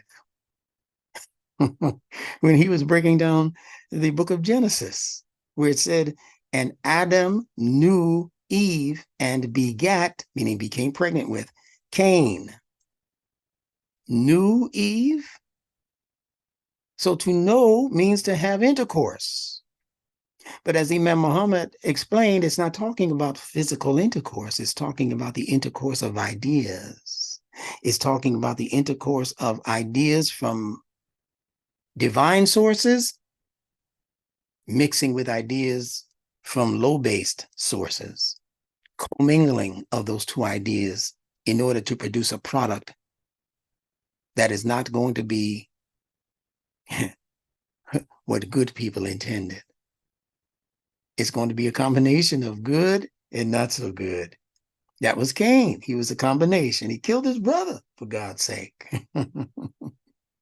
So Adam knew Eve and begat Cain. And there's some other things in that story that we don't have time to go into today, because if you understand what that book of Genesis is actually saying, it's telling you right in your face, if you can read it correctly, even in English, that Adam is not the daddy of Cain. Cain had a different daddy. We'll go into that further into the course, starting the beginning of next year. That's for you Christian lovers of the Bible. We're going to be presenting the Bible to you in a way that you will truly appreciate, and you can even go back and share it with your Christian family members, your Christian church members. And if you share it with your pastor, you might get put out of the church because it's showing him that you know a little bit more than he does. And he'll know that this means he should stop sharing those fairy tale meanings for scriptural language, which is supposed to be the highest language on earth. But he's giving them to you as fairy tale stories. So to know is to have sex. Let's prove that a little bit further. See, what I do is I take hints and clues that were left by Imam W.D. Muhammad on the most part, and other people. I take the hints and the clues, and then I begin to take my magnifying glass out. Sometimes I have to take my, instruments of even deeper perception, telescopes and I got all kinds of scopes. And I put it under that looking glass, and I can see its microbial makeup. I can see what it looks like as a microbe. You're looking at it as a surface object appealing to 3D vision. I'm taking my 3D vision and I'm accentuating it by putting that 3D vision under this particular microscope, this electron microscope, which advances the picture, widens the scope, goes deeper into the molecular structure of that thing, and even shows me that if my 3D vision was showing me that it's static and it's just not doing anything, it's inert, it's just laying there, under this particular microscope, it shows me this thing moving as energy, and it's in motion. The rock that I thought was just laying there, the rock has molecules that are actually waves. They're in motion. And that everything in the creation is actually moving. It's in motion. Everything has life. Nothing in creation is actually dead, as you think about dead and lifeless and useless. Nothing. Everything is moving. So that's what we're showing you through an examination of the language itself. So let's look at this English word know and approach it from the Arabic letter standpoint. But in order to prove to you that the word know in English is actually a byproduct out of the Arabic consonants. In this case, those consonants will be K, N, and W. No, K, N, W. Now, we're going to be giving you the Arabic meanings, the fitra-based meanings for each one of those letters, K, N, and W. Listen carefully. The letter K means containment. Now, if this is new to you, you can get further information on this by purchasing my book called NuNETICS, and I'll leave a link or something in the drop-down box. Hopefully someone will remember me and will remember to tell me to leave that information in the drop-down box. So when the video appears, all you have to do is click the link and it'll take you straight to where you can order your own personal copy of NuNETICS. That's NuNETICS. And it's an explanation of every one of the 29 glyphs, 29 letters in the Arabic letter system. So the word know, K-N-O-W, we're beginning with the K. K means containment, capturing. Notice how these words here begin with the K sound, even though they're putting the letter C in front. Containment, capture, closing, see? Because the English language, again, is a coded language. And its consonants are also connected to the same meanings, on the most part, that you're going to find within the meanings of the Arabic consonants and their connections. Now, you might say, well, how can that be? I mean, shouldn't English be totally different than Arabic? No. Why not, instructor? Because the human mouth can only speak from 7 major departments or compartments of the mouth. And all 7 of those areas of the mouth are absolutely the same in every human being ever born on earth and that will ever be born on earth. If you want to understand that baby better, listen to the baby. Yeah, listen to the baby. When the baby cries, the first time you hear that baby cry, let's say you're in Venezuela and a baby is born and you hear that baby cry. Now take a plane over to Brazil, or take a plane over to South Africa, or take a plane over to Puerto Rico, or any other place on the planet where a baby is being born, and listen to that baby cry. Tell me if there's any difference, whether you're in China, Russia, doesn't matter, Ukraine. If the baby is born and the baby experiences that first cry, that cry will not be in Spanish. That cry will not be in German. That cry will not be in whatever, Kiswahili or whatever, wherever you happen to be. There's no such thing as a regional language cry. Every cry from every infant that has ever been born is a fitra-based cry, and it sounds exactly the same. So when that child begins to learn words, and you learn a word in Spanish, the way you pronounce the S in Spanish is exactly the way you pronounce the S in Arabic. The way you pronounce the T in Arabic is exactly the way you pronounce the T in German. They have variations on their words, and their, in Hebrew, they have, so do we in Arabic. But those are just variations on one or more of those 7 areas of pronunciation in the human mouth.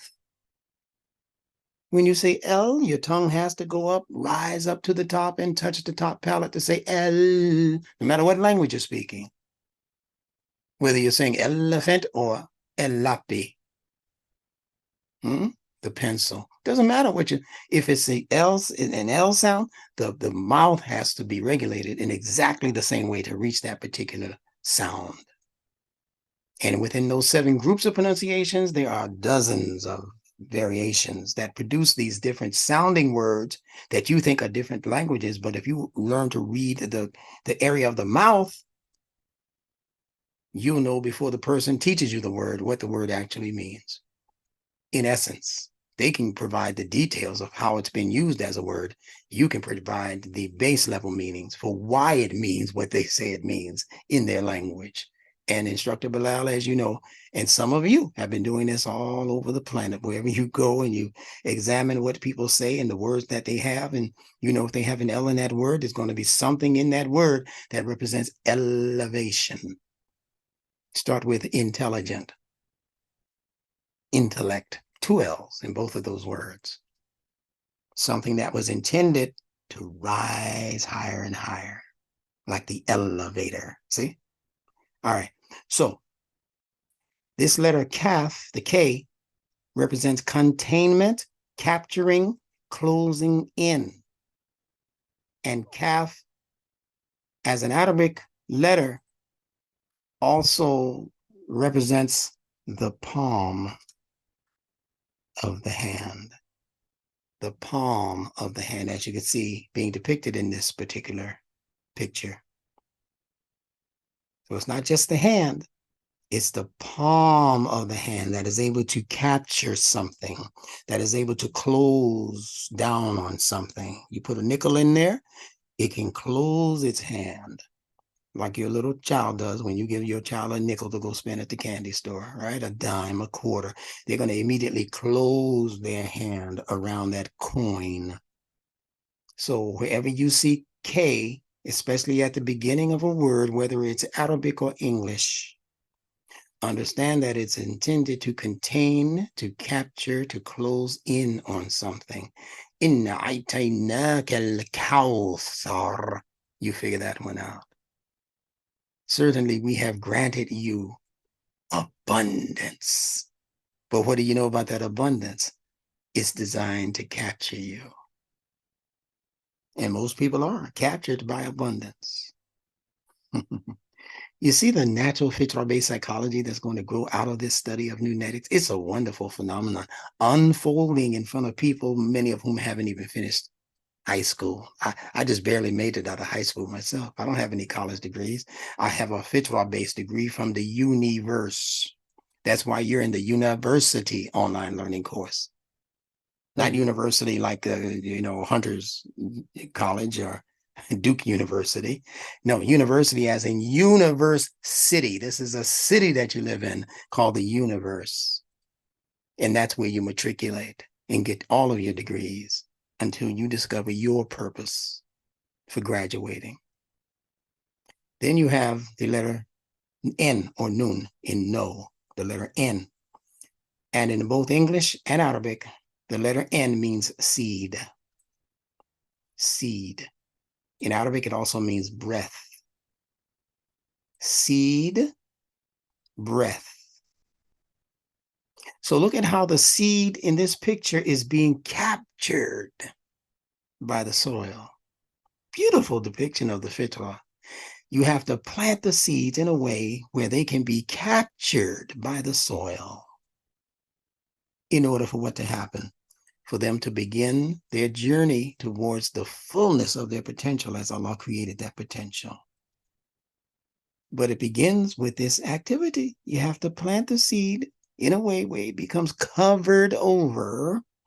So you have to cover this soil right here. You have to cover over with your hands.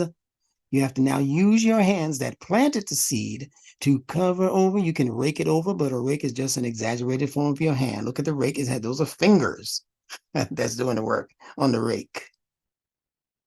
See? And you have to cover over. This is where they connect the logic of the word in the Quran called the kafir with one who covers over. Kafir gave us the word cover.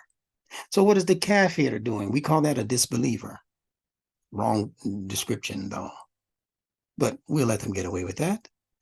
A kafir is one who is merely covering over the potential of something or someone or groups of people like they're doing right now in the Middle East, covering over the potential of those poor Palestinians so they cannot be the best that they were intended to be by Allah. See, so they are denying them the oxygen. See? It's like somebody who covers over your nose and your mouth. They're denying you the life force that's necessary to keep your life perpetuated. They're covering over. That's what a kafir does. So it represents the seed, the containment of the seed.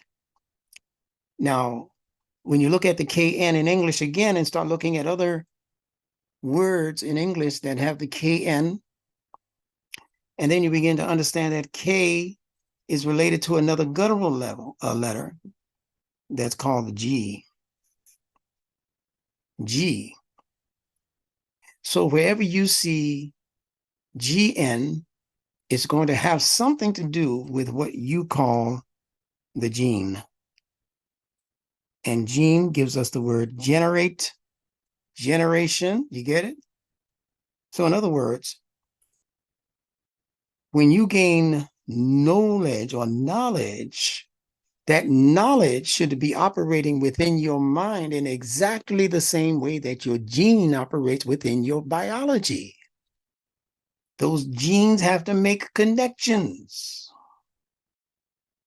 One cell, double cell, triple and more cells. That's how cells replicate. That's how your genes within the cells replicate and communicate with each other. A very sophisticated mode of operation taking place within the biology of everything that considers itself to be biological, especially the human biology. So the genetics of the seed is contained within the seed. So KN and GN are saying the same thing. The only difference is that GN is referring to what you find in nature, meaning in the ground. See, G, ground. Whereas KN is referring to the same phenomenon, but you're experiencing that activity now within the culture. So in the culture, you have the king. Yeah, he's controlling and manipulating the culture in the same way that the gene is controlling and manipulating the DNA and its replication. The king decides who lives and dies in many cases, just like the genes are deciding who lives and dies. So it's the containment of the seed and the breath. When you get to the heat on? Yeah. Hold on. Yeah. Go ahead. Go ahead. Get started. Okay. Accidental slip of the mute button on their side. All right. So what are we saying here? We're saying that it's the breath that activates the life potential in the seed. The seed must have oxygen in order to live and grow and thrive. And as you've been told by me, air is a symbol of spirit. So what is it saying? It's saying that the biology, the seed, has to also have included within its necessary components, the component of spiritual life. You can't be an atheist, a straight up atheist, and say that I don't believe in anything, that I think we just went poof and came into existence and nothing is regulating this. Therefore, I can live the way I want to live. I don't have to answer. If I can get away with it in this life, I've gotten away with it. But if I die, I'm scot-free now. No, you're not, because there's a spiritual component to your evolution that does not end at death when the breath ceases to come out of these biological nostrils. That's not when life ends for any living being that we call human being. So you have to be regardful of the breath. Allah says in the Quran that you are to give due respect to the Khalifa when he has breathed into him. That's when his true life starts. Not just because he's biology. Not just because he was physically put together. We go looking for a mate. And the female might say, wow, what a looker there. What a handsome guy. Was it Billy D. Williams? Who is that? Is it Billy D. Williams? Is it John Travolta? Who is that just came into the restaurant? He might be looking all that on the surface, but let's say you start talking to that guy and he turns out to be one of those knuckleheads I mentioned earlier. He can't put two and two together for just talking about himself. He don't want to hear nothing about you. He want you to hear all about him. He's all about him. He's all into his biology, how he looks, how many times a week he works out. And when you want to feel my muscle, baby, that's the kind of guy you got. He looks the part, but internally he has no spiritual development. He has no control of his base emotionality. He couldn't answer a thoughtful question if you paid him. So that's what we need to be looking out for. We need to be looking out for those who have the potential clocked into them to be something great, but also aided by a spiritual development in them that recognizes the invisible components also, that they need to have taqwa. They need to have discernment. See, these are invisible qualities that Allah clocks into us if we ask him to, if we ask for it. He clocks these qualities into us to complement the quantity that he has already given us. Then the last letter in the word no, the last consonant is the letter W. And W as an Arabic letter means connection. Connection and continuation. generations into the future. So you see how beautiful this is? This is dealing with the containment or the capturing of a potential within you that is intended to connect and then continue the journey. That's what knowledge is supposed to be doing for each and every one of us. So how do you discern or determine the difference between those people who've got book knowledge and those people who have real knowledge? Allah says about the people who have book knowledge that it's like donkeys carrying books on their backs. It's the average one of the professors out there who's got a degree in something or whatever, like they're trying to do now, get you to get a whole bunch of degrees and stuff that mean nothing actually in terms of helping society. But they're going to give you courses in that in college that you pay for. That's not what ilm is. Ilm has to be useful knowledge. It cannot be knowledge for knowledge's sake. It has to be useful knowledge. That's the only kind of knowledge approved by Allah subhanahu wa ta'ala. And what's the proof of it being useful? That you have helped somebody with it. You have formed something, you have developed something, you have built something progressive that can be passed on generation to generation. That's what the W is saying. See? Connection, continuation. If what you have developed is going to die out when you die, it's not true knowledge. Look at the true scientists in this world, the things that we benefit from, the light, the heat, all of these things. The people who so-called invented those things, they're not here to tell you about them personally, but the knowledge was so universal and clocked into the fabric of how Allah created creation, the fitrah. It was so clocked in that when the person dies, the person just dies, but the knowledge lives. That's what NuNETICS is. It's going to live way, inshallah, way past Benjamin Bilal. What Imam W.D. Muhammad left is going to live way past the lifetime, the 74 years of his visiting this planet. Way beyond that. That's why you should not be a slowpoke at establishing what Allah has given you as a gift. Because in that essence, in that way, in that manner, it doesn't matter how long you live. They say that Tut in ancient Egypt became a king at 10 years old.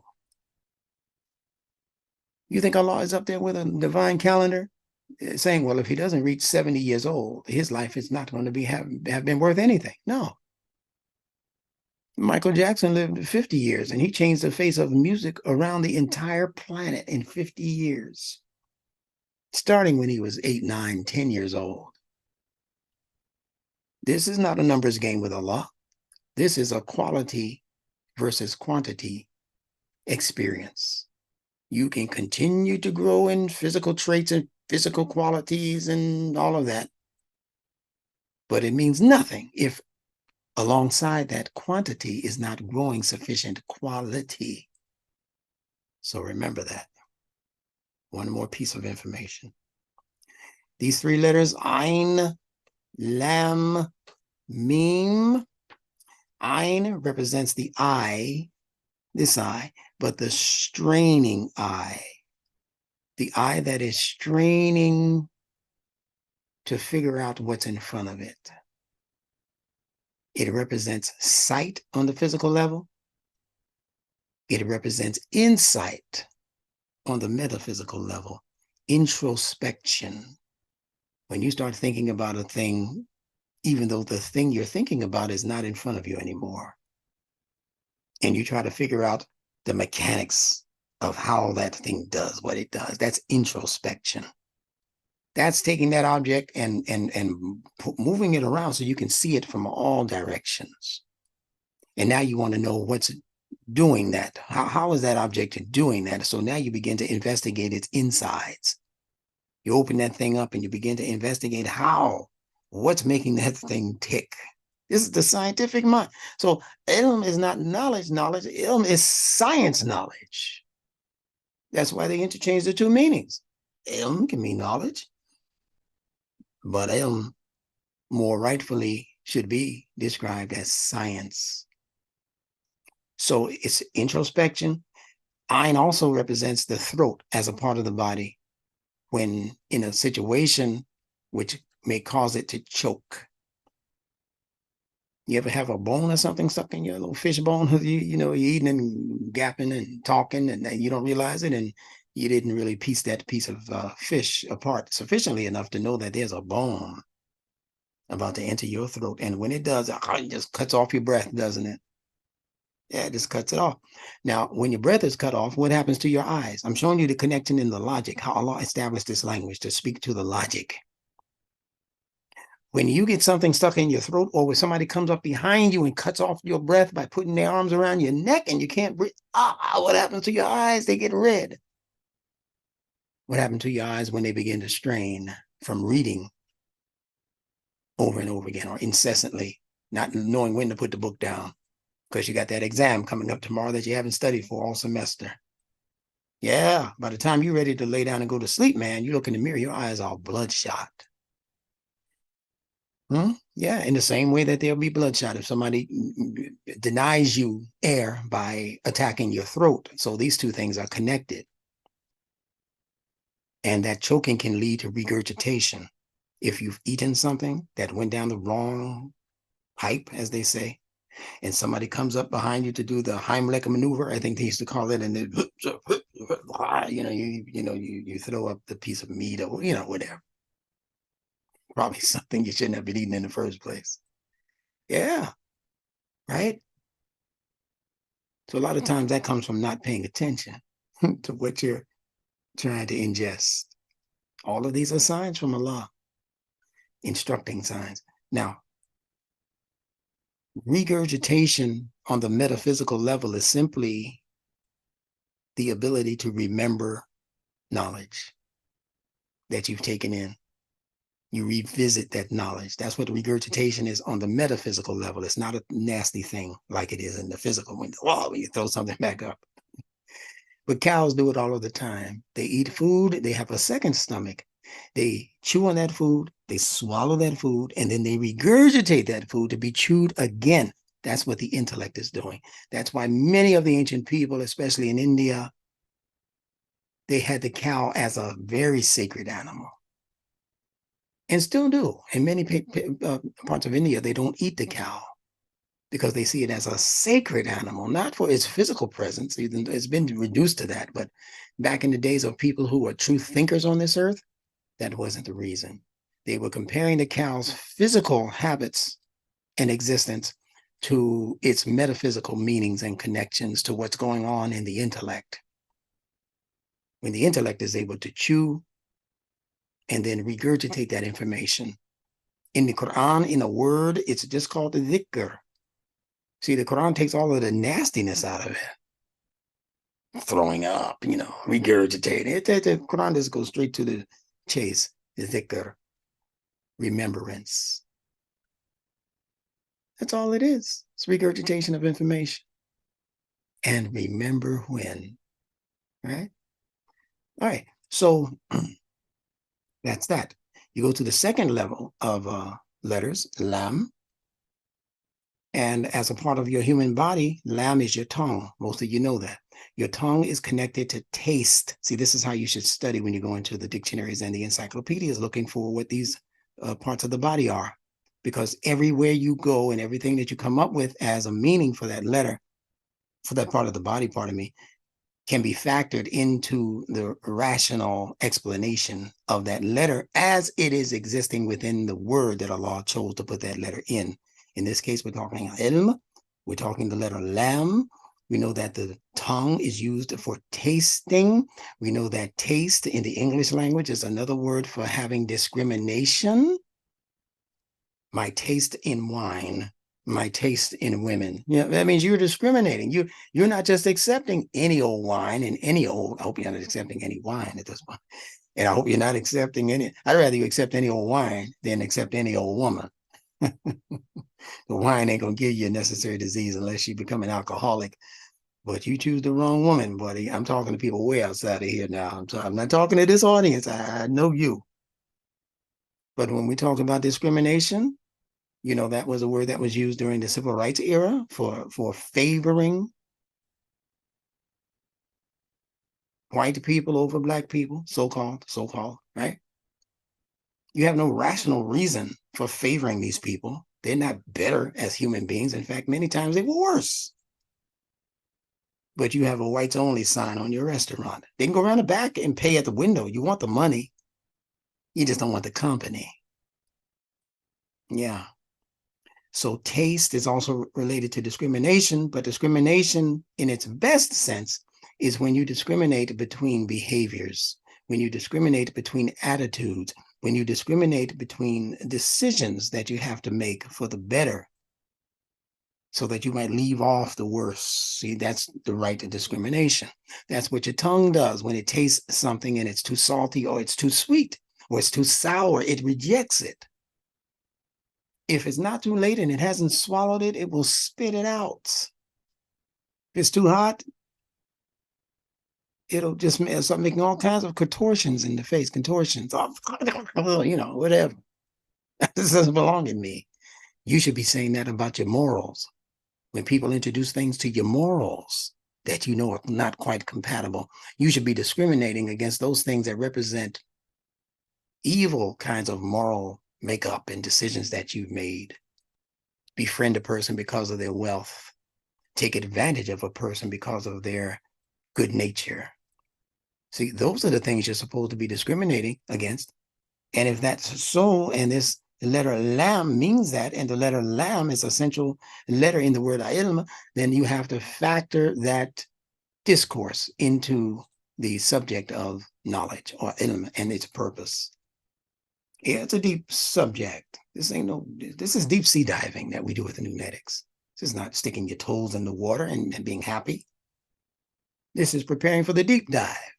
That's where all of the precious pearls and fish, and they're not at the shore where the sand is. They're out in the ocean, in the river. Take your fishing hook. Stand on the bridge if you have to. The Sirat al-Mustaqim. Stand on that bridge and do your fishing. So it means the ability to distinguish. And you have to have a rational mind in order to be able to distinguish one thing and its quality from another thing and its quality. And all of that is built into lamb. It's the shepherd's hook that you see depicted in pictures of so-called prophets who are painted. They paint them with a hook. It's called the shepherd's goad or staff, and it's meant to urge on the sheep when they become too lackadaisical or too sedentary in a particular area, and he knows the wolves are coming or he knows darkness is about to set. Then the shepherd has to get that goad and start pushing at the sides of those sheep, or maybe even have to hook the hook end of the staff around the sheep's neck and pull it out of the direction of the wolves of danger and direct it with the straight end into the direction of safety. That's what that letter means, wherever you see it. Lastly, the letter meme represents the churning stomach. You know, when you're very hungry and you can hear your stomach gurgling, that churning. Or if you've overeaten and the acids are going into overtime trying to digest that food, that churning. That's what the letter meme means. It means water, but it represents water that is churning water, like waves in the water. Something's pushing on that water, pushing it in a particular direction. You see? Water's nature is to be still. Still waters run deep. But every now and then something happens in the relationship between the heat from the sun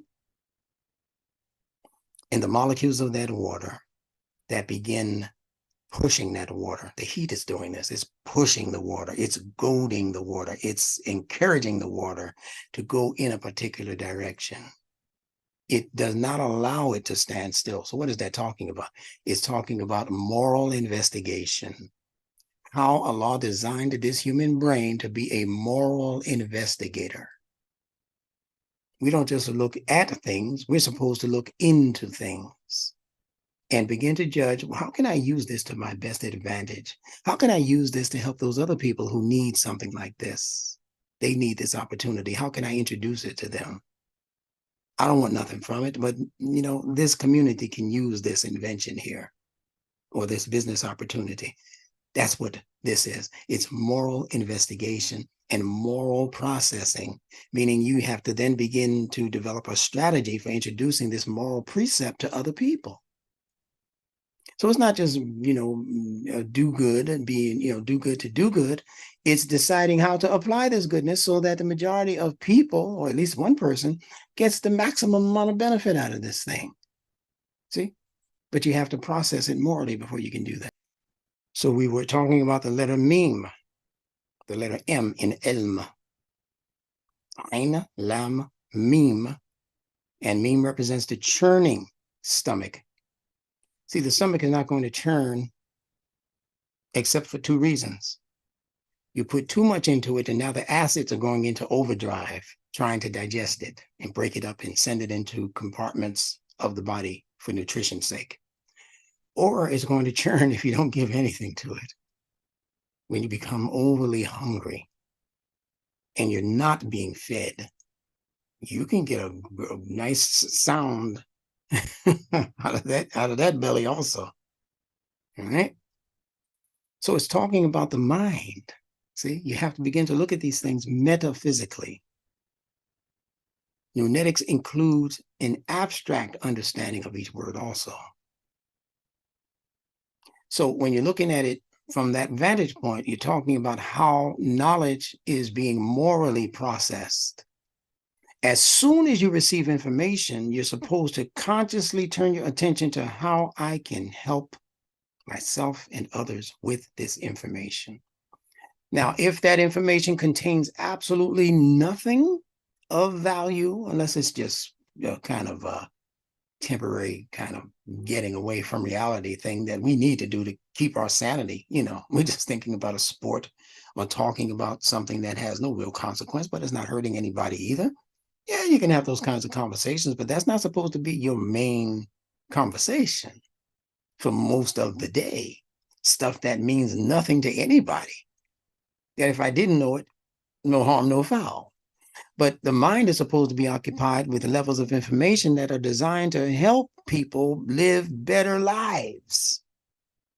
Now, doesn't that go beyond you being a Jew, you being a Muslim, you being a Christian or a Catholic? What I have said for the duration of time that I've been talking tonight is designed to assist anyone who considers themselves to be true human. And I think you know that. If you don't, just rewind the video and listen more carefully. Write down some of the points. This is going to be the approach that we take for the duration of this semester. We're going to be changing vehicles. We're trying to get there in about another week or so. When we do, again, these full-fledged videos that we've been making now for a few years, at least, they're going to disappear from YouTube, and you're going to be left with YouTube shorts that are going to be designed to point you to different portals that we'll be using to broadcast our full course. But the full course is an actual course that costs course money. All of that information will be left in the drop down at the bottom of this video so that you can join this NuNETICS Institute Incorporated experience and be able to maintain your position, a position that we have been providing for most of you free of charge. Much of what I do will still be free of charge. You'll be able to get it on YouTube, but it's not going to be this extensive understanding and teaching and applying the knowledge that we've been used to. So get on the NuNETICS train. All of that information, again, will be at the end of this video. NuNETICSinstitute.org is the website, and you can order your books. And cosmicquran1@gmail.com is the email address. Again, both of those will be provided for you at the tail end of today's video. So what we're going to be doing coming up, and I'm speaking now particularly to the learners and the instructors, with William Safir being at the lead of this education movement, I'll call it. Listen back to what he asked of you in the beginning of the video, in the beginning of tonight's class, and I'm going to up the ante through him for you, and also through Imam Rahim of Masjid Baina and Baina in Atlanta, Georgia, City Coast of Atlanta's College Park, Georgia. He's doing an outstanding job. He's giving tests. He's a man. Those, listen, I'm getting writings and reports from the students of that class who are just learning in such an exponential way that it's hard for me to explain. I don't know what his technique is. Every time I go there, he wants me to teach the class. So I haven't even had a chance to teach, to have him teach in front of me. But I hear what other people say about how he teaches in front of them, and he's becoming a real master. Imam Kareem Rahim, Masjid al-Bayyina. So if you're out there in the Atlanta area, you need to visit him if you're going to a masjid. You're going to walk away with something more than rituals if you go visit that place. So they're going to be taking on a new level of Quranic excellence when it comes to understanding words. My sole concentration in about 2 weeks, starting in about 2 weeks, is to introduce to you words, beginning with words from my book called Quranic Connections, the 50 most often used words in the Quran and their consonantal connections meaning, their NuNETICS meaning. It's in this book. It's a small book, but it has 50 different words and how to apply them Quranically and NuNETically in terms of its consonantal connections. So you're going to be learning meanings for words in the Quran that you never knew existed. Just like I gave you the meaning for ilm. You're not going to find that coming from most of the scholars, because that level has not reached them yet, that all words can be identified letter for letter. That hasn't reached them yet. Muslims in the world, they used to know that, and they lost that knowledge. They knew it. The Jewish community of scholars, they knew it. They used to teach it, that every Hebrew letter had a meaning. Then they lost it. And then when they lost it, they went to the Muslims to get it back, because Hebrew and Arabic are essentially the same language. Shemitic languages.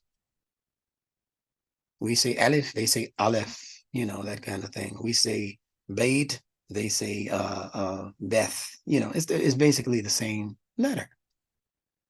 So the Muslims retaught the Jews the meanings for their letter system. Read the writings of Maimonides. That's their heaviest, most brilliant rabbi in their Jewish history. And he's got some insight into language. Oh my goodness. It'll make you blush as a Muslim to read his writings on language. But you don't have to go through all of that. All you have to do is come to NuNETICS with an open mind. This is where we're going. And it's going to be more hands-on than passive learning. By passive learning, I simply mean that you're doing what you're doing now, kind of sit back and listen, study on your own at home, wait for the video to come out. No, we're going to be having tests, just like Imam Kareem is doing. There'll be simple tests. I'll ask you. Alaikum salam. What you gave us tonight was all about the body. The I, ein, a, the I was when I saw the cake, the chocolate cake. And the L is when the tongue tasted it. And the M, the stomach digested it.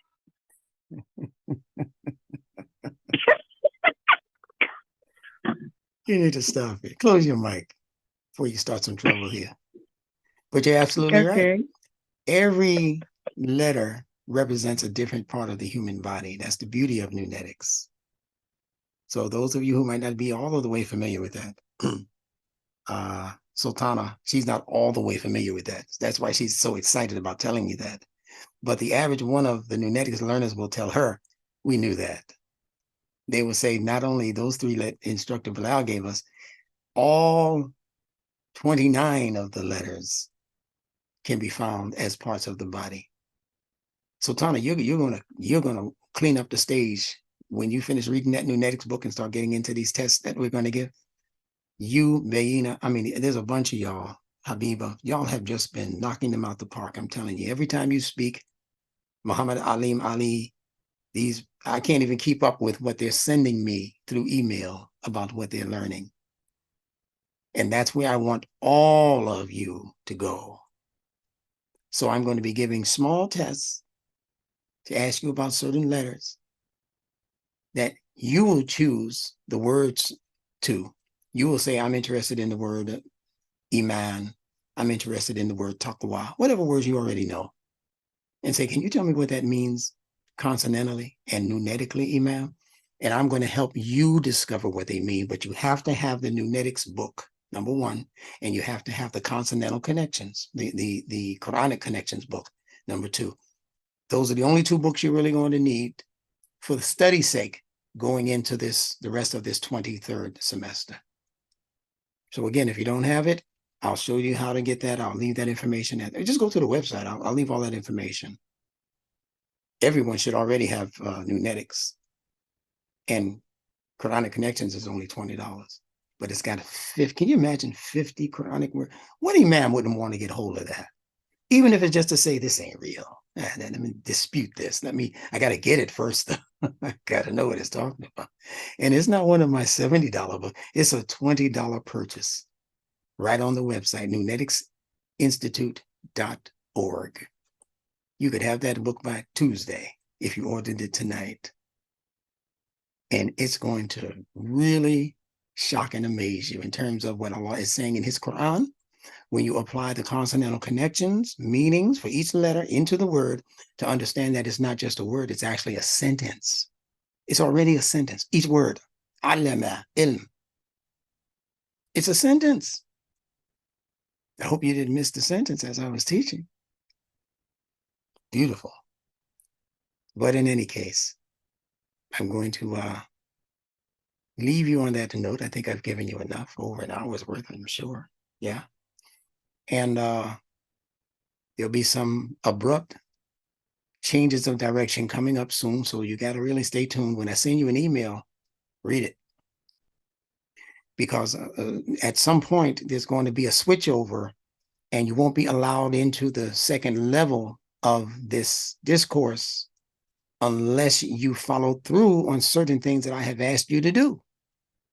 If I haven't heard from you at all, I'll see you when I see you. If I've heard from you and you said, well, instructor, I'm having a, can I have a payment plan? There's nobody who has asked me for a payment plan who has not gotten one. So don't worry about being able to pay for it. You know us, we're from a whole land of partial payments. That's the story of most African Americans. Partial pay. Can I put something on it? I don't have it all, bro. Can I put a little something on it? I really like that. I need that. I want that. And I know it ain't going to be here probably next time I come. So let me try and get access to that. And while I can, yeah, you can do that. This is not about money. This is about your commitment. And for most of us, we don't commit ourselves to something that we don't pay for. No matter how good it is, we tend to not commit ourselves because it's free. So I'm not falling into that trap. I know what people say. Oh, when you teach from the Quran, brother, it's supposed to be for free. The prophets didn't charge that. You don't even understand what that's talking about. What about the part of the Quran that says when you come to get advice from the prophet, to get teaching from the prophet, leave a little something for him. That's in the Quran. Leave something for him. He got a family that he's away from. He's got work that he's supposed to be doing while he's there trying to teach you for an hour and 2 and 3 and 4 hours. And then the same people will go to college, sign up, and pay them thousands of dollars to learn much less than they're learning here. But they never complain about that to the office, the bursar's office of the college that they've been attending for 4 years. for some liberal arts degree or something. They paid thousands of dollars. They never complain about that to the, but they want to complain to the Muslim. We're not supposed to be, we're not supposed to be income driven. You don't have to be income driven to be what I'm asking you to do. I don't have to be driving the vehicle, but I want to get you on a vehicle so you can make the same pace down the road that we're making. What's wrong with that? And then I say, oh, brother, we got to stop for some gas. Can you chip in? And you get funny. Well, you know, I ain't supposed to pay no gas. You invited me in the vehicle. No, man, come on. Tell you what, take your stuff, your stick and your pole with the polka dot bag on it and hit the highway. We're not picking up vagrants here. We're picking up people who want to learn and who want to invest in their own learning. It's a beautiful thing when you understand what's happening for real. So with that said, I'm not going to take any questions and answers. William has put all of the information that you need, beautiful, thank you, in the comments section. And Baina, I'm sure, will send that in an email to me so that I can include it in the playback. All right. He's got Kareema's information there. And yeah, he's got the information that he was asking you for. Everything is included there. Thank Allah. Okay. And you're going to be hearing from a lot of other learners, including some of yourselves, going into this new semester. You're going to be hearing from a lot of you. Muhammad Abdul Alim. We've got some new people who just signed on who are doing great work already that you need to know about, both inside the continental United States and outside of the continental United States. Oh.